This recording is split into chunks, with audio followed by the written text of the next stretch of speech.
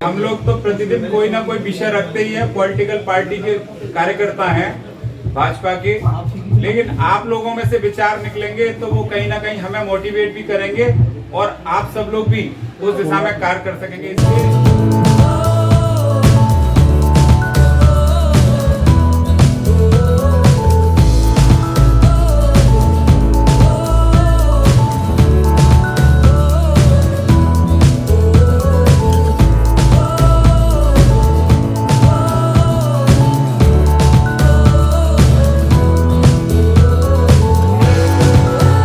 नमस्कार, मैं हूं ईशा और आप देख रहे हैं उत्थान न्यूज। आज हमारे साथ शहर के जाने माने और बड़े नेता भाजपा के महानगर अध्यक्ष श्री विवेक सारस्वत जी। सर, आपका बहुत बहुत स्वागत है।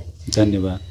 सर, जैसे कि अब चुनाव के दिन आ ही गए हैं, वोटिंग के दिन पास आ रहा है, 10 तारीख है अलीगढ़ में। तो अगर हम आपसे पूछें कि पहले तो 325 तक आपकी पार्टी जा चुकी थी, अब की बार क्या उसके पार है?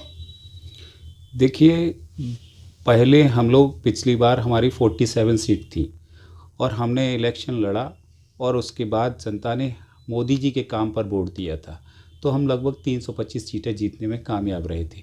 लेकिन आज ये डबल इंजन की सरकार है, योगी जी और मोदी जी। जहाँ मोदी जी ने देश को अच्छा शासन प्रशासन दिया है, देश को ऊंचाइयों पर ले गए, उसी प्रकार उत्तर प्रदेश के अंदर हमारे माननीय मुख्यमंत्री योगी आदित्यनाथ जी ने ज़बरदस्त काम किया है, लोगों में विश्वास पैदा किया है और लोग बाग उनके काम से खुश हैं।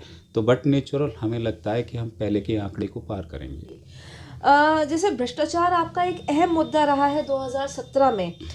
5 साल के बाद इसमें कुछ कमी महसूस करते हैं आप? अगर सरकारी दफ्तरों, अस्पतालों की बात करें या थानों की बात करें, तो क्या आम आदमी की कोई कोई राहत मिली है उसको? देखिए, भ्रष्टाचार ऊपर से नीचे की ओर चलता है।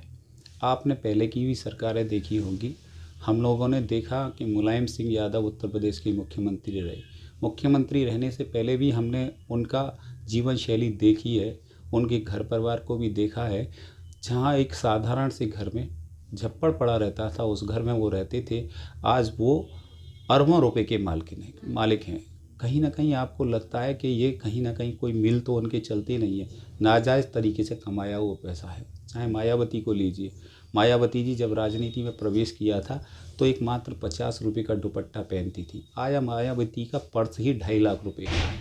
अरबों रुपए की मालकिन है। कहीं ना कहीं नेतृत्व, और जहाँ दूसरी तरफ हमारा नेतृत्व, चाहे आदरणीय मोदी जी हों या योगी जी हों, दोनों को आप देख लीजिए, पूरी तरह सादगीपूर्ण जीवन है। ना उनके पास कोई बैंक बैलेंस है, ना उनके पास। आदरणीय योगी जी ने पूरा स्वच्छता का आप लोगों के सामने प्रस्तुतिकरण दिया है। वो पूरी ईमानदारी के साथ शासन चला रहे हैं। हाँ, शासन का तंत्र पहले से काफ़ी बिगड़ा रहा है, लेकिन उसमें धीरे धीरे सुधार हो रहा है, क्योंकि हमारा ऊपर का नेतृत्व पूरी तरह साफ़ है, स्वच्छ है और ईमानदार है। अब अगर हम आम आदमी की बात करें, क्या आपको लगता है पुलिस या थाने में आम आदमी की पहुंच है? एफआईआर की बात करें, उसको लिखवाने की या कार्रवाई की बात करें, तो क्या आसानी से आजकल लिख जाती है? क्योंकि कुछ ऐसे इंसिडेंट आए हैं जहां पर आम जन है या फिर महिलाएं हैं, उन्होंने आत्मदाह करके इसका अपना जितना विरोध है वो दर्ज कराने की कोशिश की है। देखिए, मुलायम सिंह यादव जी के ज़माने में जो नियुक्तियाँ हुई, उसमें बहुत बड़ी संख्या में एक जाति विशेष के लोगों की नियुक्तियाँ हुई। आज हम लोग देखते हैं कि वो जाति विशेष के हम उन लोगों से किसी भी थाने को विहीन नहीं कर सकते, क्योंकि इतनी बड़ी संख्या में वो लोग हैं। आज भी उनकी मानसिकता वही है। सरकार बहुत कुछ बदलने का प्रयास कर रही है।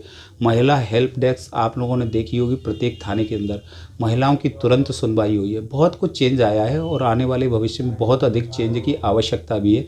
जो माननीय योगी आदित्यनाथ जी, उनको सरकार बनाने का मौका मिलेगा तो निश्चित रूप से और बड़ा परिवर्तन आने की संभावना है। जी। अब अगर हम स्वास्थ्य और शिक्षा की तरफ आते हैं, तो वो कभी भी किसी भी सरकार का एक अहम मुद्दा नहीं रहा है। अगर हम आपकी सरकार कहे, जैसे कि हाँ, अभी आपने जैसे मायावती जी की बात करी थी, बहन जी की बात करी थी, उन्हीं के वक्त जो है एनआरएचएम घोटाला हुआ था 10,000 करोड़ का, जिसमें कि काफ़ी डॉक्टर्स, 5 लोग तो उसमें मार दिए गए थे। पर क्या आपकी सरकार में ये स्वास्थ्य जो है अहम मुद्दा रहेगा आपकी बात? देखिए, हमारे देश को आज़ाद हुए 1947 में देश आज़ाद हुआ लगभग, और हमारे देश के संविधान को लागे हुए 73 वर्ष हो चुके। लेकिन देश को जिस गति से आगे बढ़ना चाहिए था, हम लोग देखते हैं बहुत से देश हमारे देश के बाद आज़ाद हुए, लेकिन वो आज अच्छी स्थिति में, हमसे बेहतर स्थिति में, लेकिन हमसे पूर्व की सरकारों ने उस समय का सदुपयोग नहीं किया। उनका उद्देश्य था, कोई भी वो काम लेकर आते थे, कोई भी योजना लेकर आते थे, उनका उद्देश्य होता था कि वो उसमें कितना कमा सकें। विश्व के देश जो स्वास्थ्य की दृष्टि से बहुत हमसे आगे से, अमेरिका है, ब्रिटेन है, फ्रांस है, इटली है, लेकिन हम बहुत पीछे थे।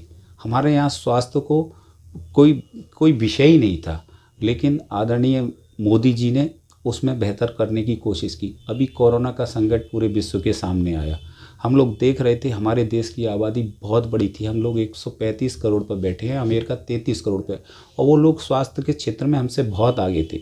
हमारे यहाँ जो पीपीई किट तक नहीं बनती थी, मास्क का भी प्रचुर मात्रा में निर्माण नहीं होता था, लेकिन आदरणीय मोदी जी ने उसमें मजबूत निर्णय लिए।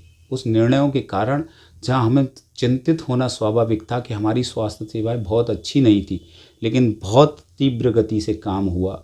आज हम अपने देश को बचाने में कामयाब हो गए, 135 करोड़ लोगों की चिंता करने में कामयाब हो गए। जी, जैसे आपकी सरकार ने अब की बार एक डिसीजन लिया है, जो आप निर्णय की बात कर रहे थे, उनमें से एक निर्णय ये भी लिया था कि हर ज़िले में एक मेडिकल कॉलेज, एक अस्पताल होना चाहिए। लेकिन अगर हम बात करें, जो एग्जिस्टिंग अस्पताल हैं, हॉस्पिटल्स हैं, अगर उन्हीं को सुधार दिया जाए, उन्हीं में ऐसी सुविधा कर दी जाए, तो आपको नहीं लगता कि 2/3 जनता को राहत मिलेगी? क्योंकि ये बात तो आप भी जानते हैं, हम भी जानते हैं कि आम जनता, जो मिडिल क्लास आदमी है, वो अस्पतालों में, ऐसे सरकारी अस्पतालों में जाना सिर्फ एक मजबूरी होती है और आखिरी ऑप्शन होता है उनके पास। आप बिल्कुल ठीक कर रही हैं। देखिए, मैं स्वयं इसका एक प्रत्यक्ष गवाह हूँ। आम आदमी, जो गरीब आदमी है, वो इलाज कराने में संभव नहीं था। इलाज बहुत महंगा है, लेकिन आदरणीय मोदी जी शायद आम जन की तरह सोचते हैं। उन्होंने आयुष्मान योजना लागू की, गरीब लोगों को 5 लाख का स्वास्थ्य बीमा उपलब्ध कराया। एक बहुत बड़ी योजना थी, क्योंकि आप गरीब आदमी, भूखा कोई नहीं मरता। हिंदुस्तान बहुत सहिष्णु देश है, यहाँ कोई भी व्यक्ति किसी को, पड़ोसी भी किसी को भूखा नहीं मरने देगा। यहाँ हम लोग पशुओं की भी चिंता करते हैं, बंदरों को भी खिलाते हैं, कुत्तों को भी खिलाते हैं, गाय को भी खिलाते हैं, तो हम किसी मनुष्य को भूखा नहीं रहने देंगे। लेकिन स्वास्थ्य एक बहुत बड़ा मुद्दा था, इसके गरीब आदमी स्वास्थ्य के कारण, तो मोदी जी ने जो 5 लाख रुपए का स्वास्थ्य बीमा दिया, वो एक बहुत बड़ी पहल थी। जहाँ तक सरकारी अस्पतालों का प्रश्न है, वास्तव में उसमें सुधार की आवश्यकता है। कोरोना के कारण हम लोगों ने देखा कि तमाम सरकारी हॉस्पिटल में ऑक्सीजन प्लांट और सारा कुछ है, लेकिन अभी वहाँ डॉक्टर्स की कमी है।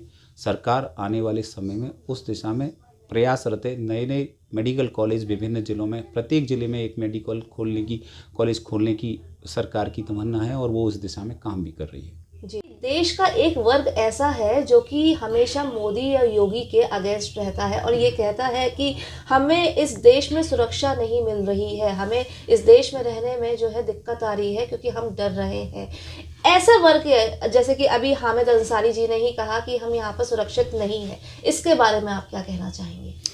मैं हामिद अंसारी जी के विषय में इतना कहना चाहूँगा कि जो व्यक्ति एक सेंट्रल यूनिवर्सिटी का वीसी रहा, देश का उपराष्ट्रपति रहा, हो सकता है पहले सरकार दूसरी थी, आज भारतीय जनता पार्टी की सरकार है, लेकिन वो दोनों जिम्मेदारियों की पोस्ट पे रहा। इस देश ने उसे मान दिया, सम्मान दिया, अच्छा जीवन जीने का मौका दिया।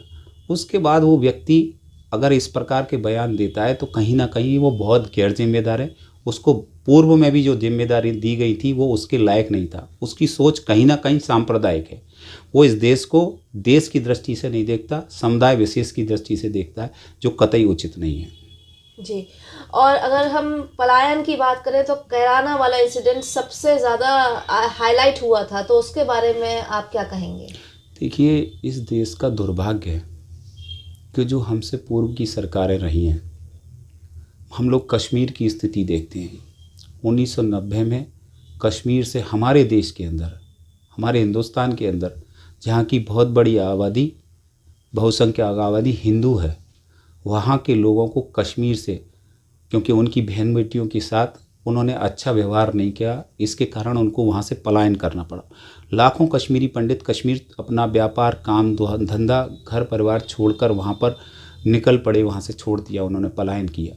हम लोग देख रहे थे उत्तर प्रदेश में सपा की सरकार थी, सपा के गुंडों का बोलबाला था। कैराना के अंदर ऐसी घटनाएं घट रही थी जो वहाँ के लोग, वहाँ के नागरिक कहीं ना कहीं अपनी बहन बेटियों को असुरक्षित पाते थे। वो उनको शिक्षा के केंद्रों पर भेजने के लिए तैयार नहीं थे, क्योंकि गुंडे कहीं ना कहीं उनके साथ अच्छा व्यवहार नहीं कर रहे थे, उनको रास्तों में रोक लेते थे, जिसके कारण लोगों ने अपने मकानों को बेचना मुनासिब समझा और उन्होंने वहाँ पर बोर्ड भी लगाया कि मकान बिकाऊ, और वहाँ से पलायन किया। आज योगी जी की सरकार उत्तर प्रदेश में आई है और ऐसे गुंडों को सरकार ने टारगेट किया है, उन पर प्रहार किया है, उनको सबक सिखाने का निर्णय लिया है। आज वहाँ के लोग वापस लौट रहे हैं अपने घरों को और गुंडे वहाँ से पलायन कर गए हैं। ये अच्छी कानून व्यवस्था का परिचायक है। अगले 5 साल में अगर आपकी सरकार आती है तो आपकी क्या प्लानिंग है, कौन से मेन बिंदु हैं जिन पे आप काम करेंगे? देखिए, कानून व्यवस्था तो एक प्रमुख बिंदु है ही। हमें शिक्षा के क्षेत्र में और सुधार की आवश्यकता है। हमारी सरकार ने काफ़ी सुधार किया है। जहाँ पहले छोटे छोटे बच्चों को एक खाकी ड्रेस पहना दी जाती थी, बच्चे अपने आप को बड़ा उपेक्षित महसूस करते थे। एक तरफ कॉन्वेंट के बच्चे थे जो अच्छी ड्रेसेस पहन के स्कूलों में पढ़ने के जाते थे, एक तरफ गरीबों के बच्चे जो सरकारी स्कूलों में पढ़ने के जाते थे, लेकिन वो अपने को बड़ा उपेक्षित महसूस करते थे। हमारे माननीय मुख्यमंत्री योगी आदित्यनाथ जी ने सबसे पहले उन बच्चों की ड्रेस को चेंज किया। जैसी कॉन्वेंट स्कूलों में ड्रेस होती है, उनको अच्छी ड्रेस, अच्छा बस्ता, अच्छे जूते, अच्छे मोजे और अच्छी किताबें उपलब्ध कराई। स्कूलों का इस इंफ्रास्ट्रक्चर सुधारा। वहाँ पर पहले पंखे नहीं होते थे, बेंचेज नहीं होती थी, फर्श पे बच्चे पढ़ते थे। वहाँ पर सुविधाएं दी हैं उन स्कूलों को, और सुधार की ओर हमारी सरकार प्रयास करेगी, क्योंकि जिस देश की शिक्षा होगी, बच्चे शिक्षित होंगे, तो उसका भविष्य निश्चित रूप से उज्जवल होगा। जी, बहुत सही कहा आपने, और आपके समय के लिए बहुत बहुत धन्यवाद कि आप हमारे स्टूडियो में आए। उत्थान न्यूज़ को आपने अपना समय दिया। Thank you so much. बहुत बहुत धन्यवाद श्रोताओं। उत्थान न्यूज़ देखते रहिए। नमस्ते। आपने भी मुझे यहाँ बुलाया, इसके लिए मैं बहुत आपका आभारी हूँ। बहुत बहुत धन्यवाद।